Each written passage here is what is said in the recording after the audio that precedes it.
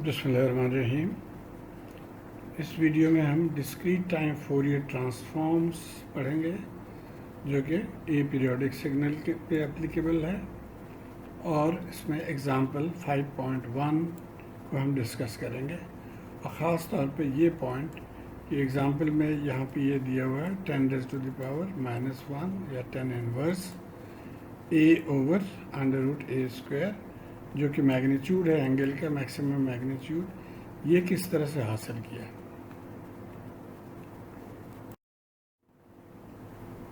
तो ये टेबल मैं जितने भी फोरियर सीरीज़ या ट्रांसफॉर्म्स के लिए मैं शो करता हूँ, ये मुख्तलिफ़ ऑप्शन हमने ऑलरेडी डिस्कस किए हैं। अब हम यहाँ पे हैं, जब डिस्क्रीट टाइम सिग्नल हो और नॉन पीरियोडिक सिग्नल हो तो उसके लिए जो ट्रांसफॉर्म है उसको कहा जाता है discrete time Fourier transform. Fourier series नहीं, फोरियर ट्रांसफॉर्म, DTFT। अब जो कॉन्सेप्ट हमने पिछले चैप्टर में बिल्ड किया उसको एक दफ़ा रिवाइज कर लेते हैं। ये continuous time periodic square wave है, तो पीरियोडिक सिग्नल है, और इसके जो फोरियर कोफिशिएंट्स हैं, फोरियर सीरीज़ कोफिशिएंट्स, वो कुछ इस तरह से है। अब ये हमने पढ़ा था कि अगर इसके टाइम पीरियड, जैसे यानी यहाँ से 0 से लेके ये t तक टाइम पीरियड है, इस केस में ये कितना है,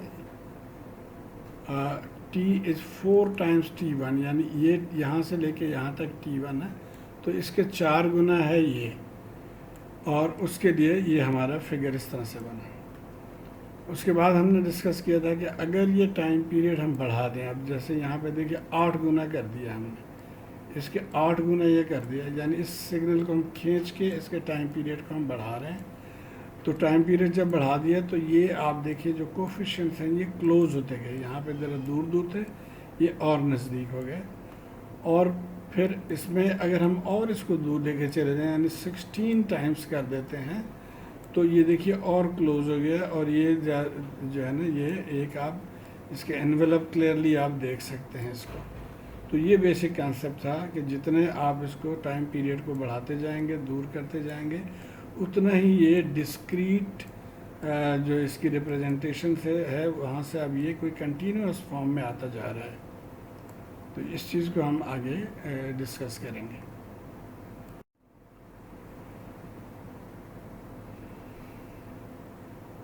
अब ये जो 5.1 है, रिप्रेजेंटेशन ऑफ अ पीरियोडिक यानी नॉट पीरियोडिक सिग्नल, और इसको कहा जाता है डिस्क्रीट टाइम फोरियर ट्रांसफॉर्म या DTFT। तो हम शुरू करेंगे एक पीरियोडिक सिग्नल से ही। ये डिस्क्रीट टाइम और पीरियोडिक सिग्नल है, और इसके लिए बेस्ड ऑन ये जो हमारा 3.94 में हमने पीरियोडिक सिग्नल के लिए रिलेशंस पढ़े थे, एग्जैक्टली इसी चीज़ को हम यहाँ पे कॉपी कर रहे हैं। इसका नाम हम दे रहे हैं x बार n। तो x बार n के लिए यही फार्मूला है, ये वाला फार्मूला हम यहाँ पे कॉपी कर ले रहे हैं, यहाँ पे देखिए। तो ये x बार n हो गया, और इसके जो फोरियर कोफिशिएंट्स हैं वो भी हम इस फार्मूले को यहाँ पे हम कॉपी कर रहे हैं। तो चूँकि ये पीरियोडिक सिग्नल के लिए था और हमारे यहाँ भी ये पीरियोडिक सिग्नल है, तो ये इसका फार्मूला यहाँ पे एप्लीकेबल है। अब उसके बाद हम क्या करेंगे कि यहाँ पे एक सिग्नल और ले रहे हैं हम, जिसको हम कह रहे हैं ये XN सिग्नल है। अब इन दोनों में सिमिलरिटी देखिए, एग्जैक्टली सेम सिग्नल है, फ़र्क सिर्फ ये है कि ये इन्फिनिटी तक ये 0 है। तो इसका मतलब ये हुआ कि इसके एक फाइनाइट ड्यूरेशन है, और for finite duration XN is equal to x bar n, यानी एक ख़ास ड्यूरेशन, यानी यहाँ से अगर यहाँ आप देखें N1 से N2, तो उसके लिए ये दोनों सेम है। तो हम ये कह सकते हैं कि सिंस XN यानी ये सिग्नल बराबर है x bar n over a period that includes n-1 to n+2, n-1 से n+2। तो अब a के कि अब ये जो लिमिट है यहाँ पे हमने ओपन रखा हुआ था n, इसको अब हम लिख देंगे कि ये -n1 से लेके और +n2 तक ये वैलिड है।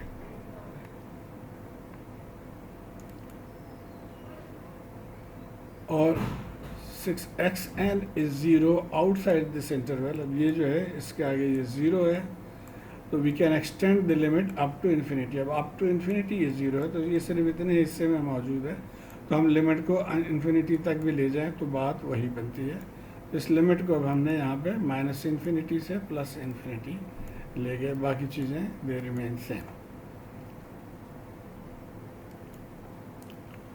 और इसको हम जो है ओमेगा के फॉर्म में लिखेंगे, ताकि हमें कोई कंटिन्यूस फ्रीक्वेंसी की तरफ हम जा रहे हैं तो हमें पता है 2π/n को हम ओमेगा लिखते हैं। जिस तरह हम कंटिन्यूस टाइम में 2π/t को लिखते हैं ओमेगा, उसी तरह 2π/n को यहाँ पे हम ओमेगा नॉट लिखेंगे। तो अब हमारा जो कोफिशिएंट बन जाएगा वो ये यहाँ पे सिर्फ 2π की जगह हमने 2πn की जगह पर ओमेगा नॉट लिख लिया। तो अब हम यहाँ पे थे और ये हमारा ओरिजिनल चला आ रहा था चैप्टर 3 से, उसको लेके हम चल रहे हैं। और अब एक फंक्शन हम डिफाइन करेंगे X J omega, X E J omega, जो कि इससे मिलता जुलता है X N E raise to the power minus J omega N, और ये फ्रीक्वेंसी डोमेन में है। और फ्रीक्वेंसी डोमेन का आइडिया देने के लिए सिर्फ मैं यहाँ पे आपको दिखा रहा हूँ कि ये टाइम डोमेन में है या डिस्क्रीट सिग्नल एन यहाँ पे लिखा गया, जो कि टाइम डोमेन इसको कहते हैं। और जब हम फ्रीक्वेंसी डोमेन में रिप्रेजेंट करना चाहेंगे तो हमारा वेरिएबल अब ओमेगा हो जाएगा, और इसका नाम हमने x2 EJ ओमेगा लिख दिया, यहाँ पे xn है। तो यही सिग्नल हम यहाँ पे डिफाइन कर रहे हैं फ्रीक्वेंसी डोमेन में, जो एग्जैक्टली बाकी चीज़ें रिमेन सेम, सिर्फ हमने यहाँ पे ओमेगा लिख लिया क्योंकि ये जनरल एक इक्वेशन है। इसको हम k के फॉर्म में भी लिख सकते हैं, क्योंकि हमारे यहाँ पे k ओमेगा नॉट है, तो इसको हम EJ k ओमेगा नॉट, और यहाँ पे भी सिर्फ ओमेगा की जगह पे हमने k ओमेगा लिख लिया। और फिर इस केस के लिए जो हमारा कोफिशिएंट बनेगा a के, वो भी तकरीबन इसी तरह है। अब ये इस पूरे की जगह पे हमने ये लिख लिया x EJ k omega naught.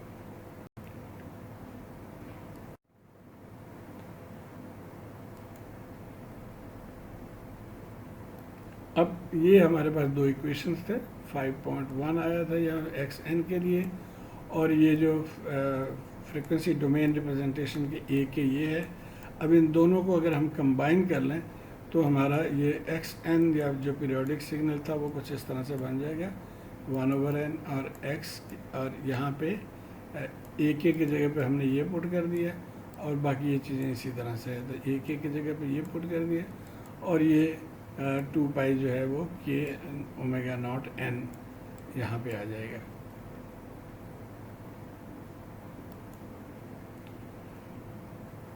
And since omega naught is 2π/n और इक्विवेलेंटली 1/n, हम इसको देखना चाह रहे हैं कि 1/n किसके बराबर है, तो 1/n बराबर हो जाएगा ओमेगा नॉट ओवर 2π।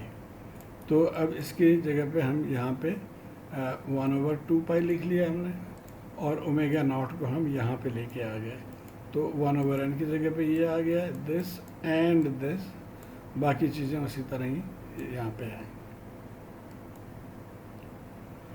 अब यहाँ एक इंटरेस्टिंग पॉइंट है कि एज n इंक्रीजेस, यानी टाइम पीरियड जो है, ये टाइम पीरियड जैसे हमने कहा था, टाइम पीरियड जब इंक्रीज करे तो ओमेगा डिक्रीजेस, यानी इसके गैप कम होते जाएगा आपस में। And as n tends to infinity, अब ये इतना बड़ा हो जाए कि इन्फिनिटी हो जाए, तो अब ये समेशन की जगह पे हम इसको इंटीग्रल कर लेंगे, क्योंकि अब ये कंटिन्यूस टाइम सिग्नल बन गया। और आपको पता है कंटिन्यूस टाइम सिग्नल के लिए हम समेशन नहीं यूज़ करते बल्कि इंटीग्रल यूज़ करते हैं। तो अब हम xn जो है यहाँ पे x'(n) था, लेकिन जब हमने n को इंक्रीज़ करते हुए इन्फिनिटी तक ले गए तो वो ये वाला सिग्नल बन गया xn। तो हम xn को लिखेंगे 1/2π, और इस समेशन की जगह पर हम इंटीग्रल साइन हमने दे दिया कि अब ये कंटिन्यूस सिग्नल बन गया। बाकी चीज़ें वही उसी तरह हैं, ई जे ओमेगा आ गया और ई जे ओमेगा है।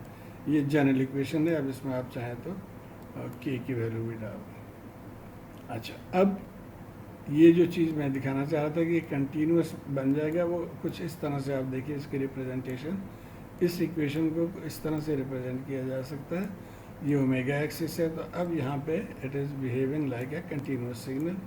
इसलिए अब हमारे पास ये इक्वेशन एक आ गया, और ई जे ओमेगा वाला एक इक्वेशन जो है, जो हमने इससे पिछले वाले साइड में हमने लिखा था, ये वो इक्वेशन है ई जे ओमेगा को जहाँ पे हमने डिफाइन किया। तो इन दोनों इक्वेशंस को कहा जाता है discrete time Fourier transform pair. और सिर्फ ये जो समेशन वाला इक्वेशन है, इसको कहा जाता है डिस्क्रीट टाइम फोरियर ट्रांसफॉर्म या DTFT। तो ये जस्ट आपको एक जनरल आइडिया देने के लिए मैंने इसको एक्सप्लेन करने की कोशिश की है। थोड़ा सा मुश्किल है, लेकिन एक आध दफ़ा आप इसको पढ़ेंगे तो समझ आ जाएगी बात। अब आइए, तो आइए अब हम एग्जाम्पल 5.1 को देखते हैं। ये गिवन है signal xn is AN UN, और हमने इसके फूरियर ट्रांसफॉर्म को प्लॉट करना है। तो हम स्ट्रेट अवे इस फार्मूले को अप्लाई करेंगे। ये फूरियर ट्रांसफॉर्म का फार्मूला है DTFT। तो यहाँ पे हमने क्या किया कि xn की जगह पे इस वैल्यू को हमने पुट कर दिया, तो AN UN आ गया e⁻ j ओमेगा n, जो कि ये है यहाँ पे। अब UN की इम्प्लीकेशन इस पे ये है कि ये हमारा देखिए लिमिट -∞ से +∞ है। UN का मतलब ये होता है कि 0 से पहले, यानी 0 से -∞ तक ये सिग्नल 0 होगा, और 0 के बाद ये सिग्नल 1 से मल्टीप्लाई हो जाएगा। तो इसलिए अब हम लिमिट को 0 से इन्फिनिटी तक लिख सकते हैं इसको। सो ये हमारा लिमिट 0 से इन्फिनिटी तक हमने लिख लिया, और AN और e⁻ जी ओमेगा यहाँ लिख लिया, और n पावर दोनों का बाहर हमने निकाल लिया। अब ये एक ज्योमेट्रिक सीरीज़ है। ये ज्योमेट्रिक सीरीज़ जो है, ये फार्मूला है xn और समेशन 0 to ∞ बराबर होगा 1 डिवाइडेड बाई 1 - x। यहाँ पे भी हमने वही लिख लिया 1 डिवाइडेड बाई 1 - x। ये हमारा x है, यानी e⁻ j ओमेगा। अब इसकी एक दो वैल्यू हम कैलकुलेट कर लेंगे। ओमेगा इजिकल 0 पुट कर देंगे, तो e⁻0 आपको पता है 1, तो ये हमारा जो वैल्यू है 1 डिवाइडेड बाई 1 - a आ गया। एक और वैल्यू ले लेते हैं। अब यहाँ पे इसको देखिए, एट 0 ओमेगा इजिकल 0 जो वैल्यू है 1 डिवाइडेड बाई 1 - a जो हमने निकाला वो आ गया। अब ओमेगा इजिकल टू पाई ले लेते हैं। जब ओमेगा इजिकल टू पाई में ये अब यहाँ पे पुट करेंगे वैल्यू e⁻ j पाई, और e⁻ j पाई अगर आपको यूनिट सर्कल का समझ है तो वहाँ से आप डायरेक्टली भी लिख सकते हैं कि इसकी वैल्यू जो है वो -1 के बराबर है। वरना आप इसको इस फॉर्म में भी लिख सकते हैं, इसको पोलर फॉर्म में लिख सकते हैं कि 1 एंगल -पाई, और कैलकुलेटर से आप इसको कैलकुलेट कर सकते हैं। ये चूँकि रेडियन में है तो कैलकुलेटर को हमने रेडियन ऑप्शन को ऑन करना है। अगर आप इसको -180 लिखते तो आप डिग्री में भी रख सकते थे, और उसके बाद इसके कॉम्प्लेक्स मोड में आप जाके ये एंटर करेंगे तो आंसर -1 आ जाएगा। मेरी एक वीडियो है complex mode use of calculator for complex mode, आप उसको ज़रूर देख लीजिए, आप आसानी से फिर इसको सॉल्व कर सकेंगे। तो बेहतर तरीका ये है कि अगर आपने मैटलैब पढ़ लिया है अभी तक, तो आप मैटलैब को यूज़ करके भी इस तरह के प्लॉट हासिल कर सकते हैं, या फिर आप मैनुअली चाहें तो 2-4 और वैल्यूज़ ओमेगा के पुट करें और यही टेक्निक फॉलो करते हुए उसको आप कैलकुलेट कर सकते हैं।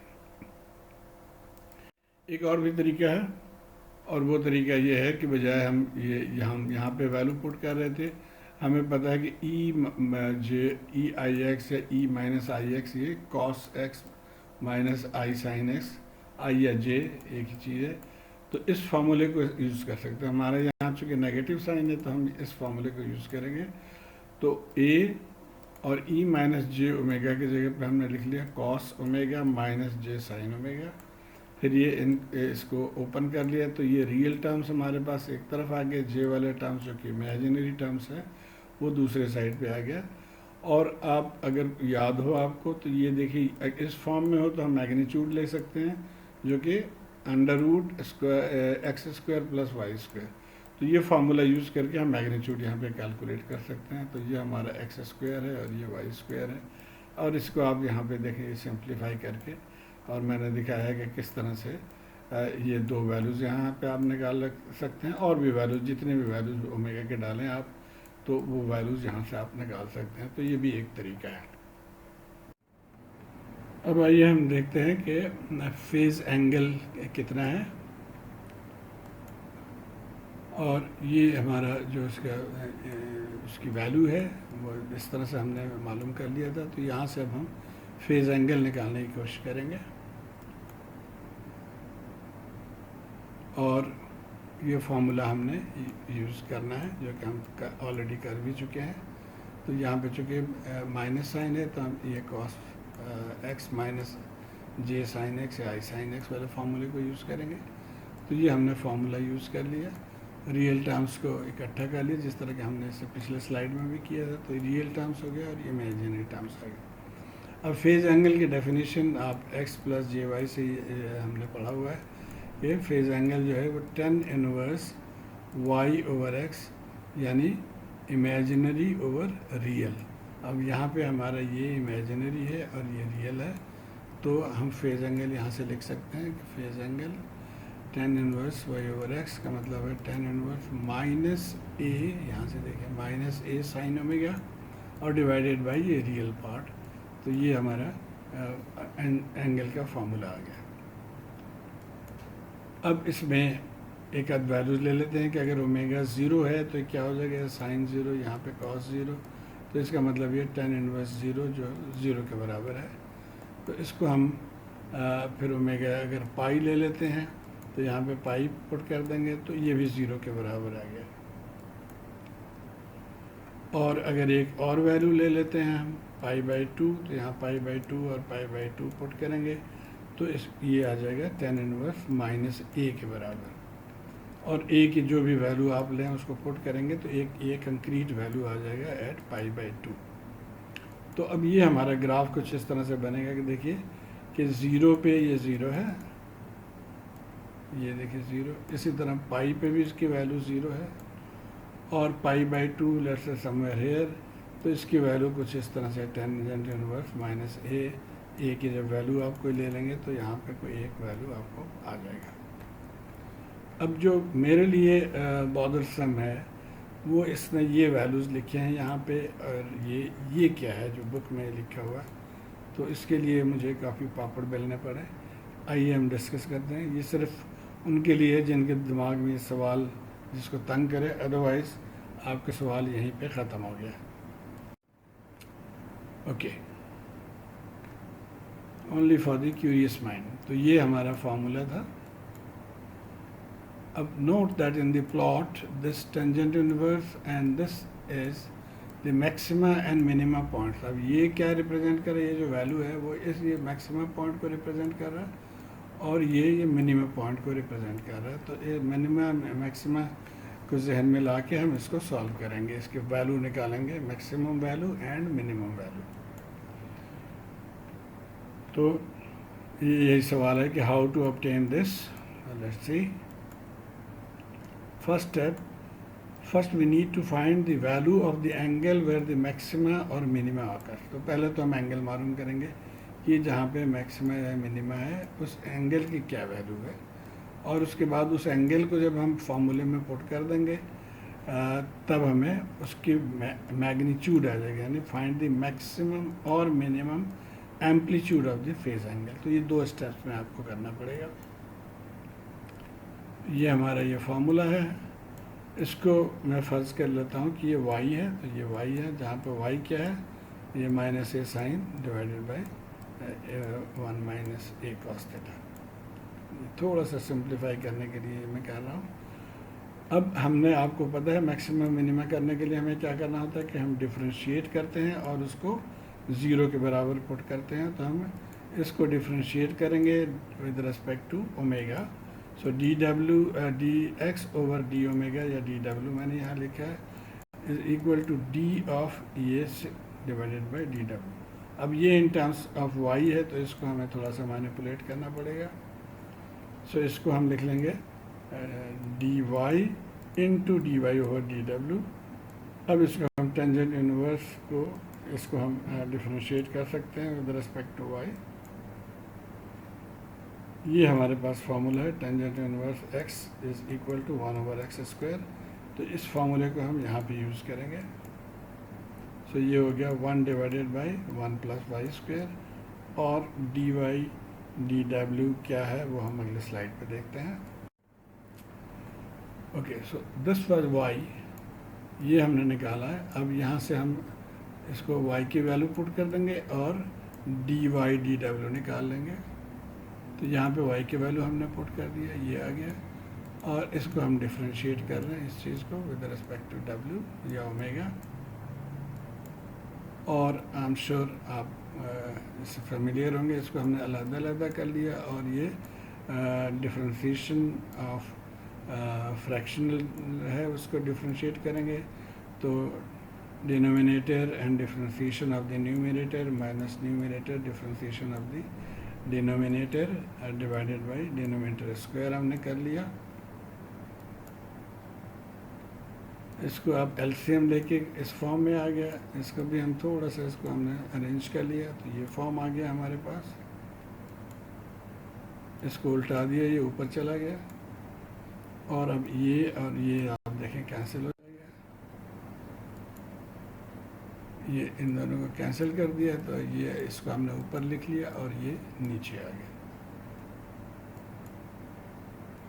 मज़ीद इसको हम थोड़ा सा सिंप्लीफाई कर रहे हैं। यहाँ पे हम ए स्क्वायर कॉमन ले लिया, तो cos square plus sine square हो गया, जो कि आपको पता है ये 1 के बराबर है। तो यहाँ इसको 1 के बराबर लिख लिया, ये आ गया, और ये डिनोमिनेटर आ गया। अब हम मैक्सिमम मिनिमा के लिए आपको पता है कि डिफ्रेंशिएशन को 0 के बराबर पुट कर दें, तो अब इसको हम 0 के बराबर पुट कर देंगे।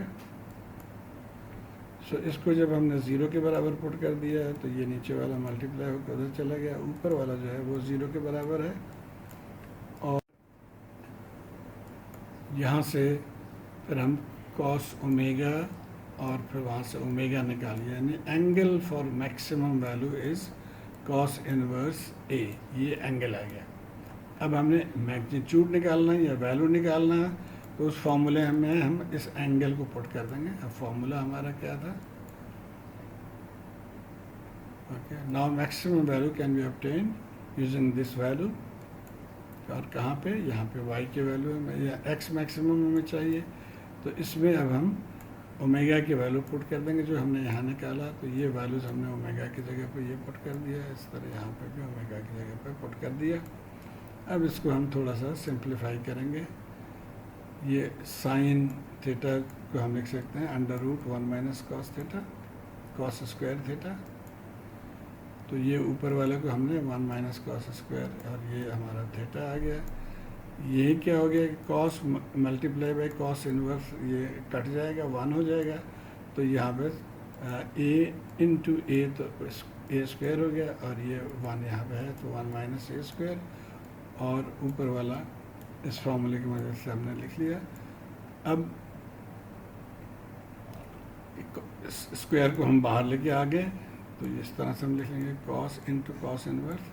अब कॉस इंटू कॉस इनवर्स ये फिर कट गया यहाँ पे, तो सिर्फ ए रह गया और ए square. So 1 minus A square, और बाहर ए है और अंडर रूट है, और नीचे 1 माइनस ए स्क्वायर। अब यहाँ पे अंडर रूट है और यहाँ पे होल है, तो ये भी कट जाएंगे। तो this will be tangent inverse A divided by under root 1 minus A square. तो यही आंसर वो बुक में उसने अपने डायग्राम में लिखा है। ये देखिए, ये आंसर है। इसी तरह आप दूसरे में निकाल सकते हैं। तो उम्मीद है आपको ये कुछ आइडिया हो गया होगा, जो इंक्विजिटिव माइंड है, कि ये किस तरह से मिस्टर ओपनहाइम ने ये फार्मूला लिखा। शुक्रिया।